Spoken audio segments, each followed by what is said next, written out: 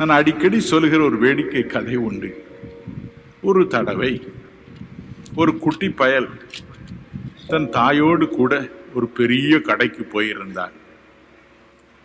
தாய் அவனை கடையின் முகப்பிலேயே விட்டுவிட்டு பல பொருட்களை எடுப்பதற்கு உள்ளே சென்று விட்டார்.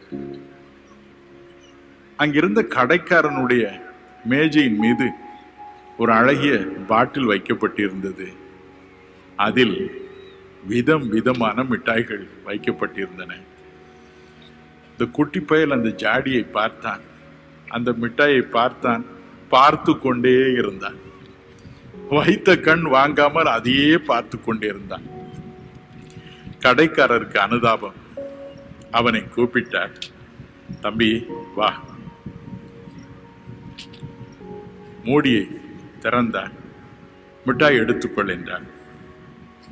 எடுக்கவே இல்லை. பல முறை கேட்டார், பேசாமல் விட்டுவிட்டார். இறுதியில் தாய் வந்தார்கள். வேண்டிய பணத்தை எல்லாம் செலுத்தினார்கள். அப்பொழுதும் இந்த பயலை பார்த்து கடைக்காரர் சொன்னார், தம்பி மிட்டாய் எடுத்துக்கொள் என்று சொன்னார்.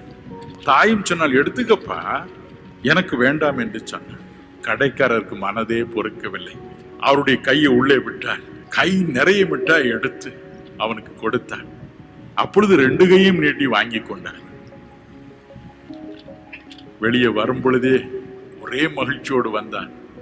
தாய் கேட்டாள், டேய், அந்த கடைக்காரர் சொன்னாரு எடுன்னு, நான் சொன்ன எடுன்னு பெரிய பிகு பண்ணிக்கிட்டேன். இப்ப அவர் கொடுத்த உடனே சந்தோஷமா வாங்கிட்டு வர, பாட்டு பாடிக்கிட்டு வர, என்ன குறும்பு என்று கேட்டார். பொடியன் சொன்னா, எம்மா, என் கை சின்ன கை, நான் உள்ள விட்டா 1-2 தான் வரும். அவர் எடுத்ததுல பாருங்க எவ்வளவு வந்திருக்கு பாருங்க என்று சொன்னார். நம்முடைய தேவனுடைய கை பெரிய கை, யாவருக்கும் சம்பூர்ணமாய் கொடுக்கிற கை, ஒருவரையும் கடிந்து கொள்ளாத கை, நாம் அனுபவிப்பதற்கு சகலவித நன்மைகளையும் சம்பூர்ணமாய் கொடுக்கிற கை. ஆகவே அவருடைய சித்தமும் எப்படி இருக்கும்? பரிபூரணமாய் இருக்கும். கவலைப்படாதிருக்கும்.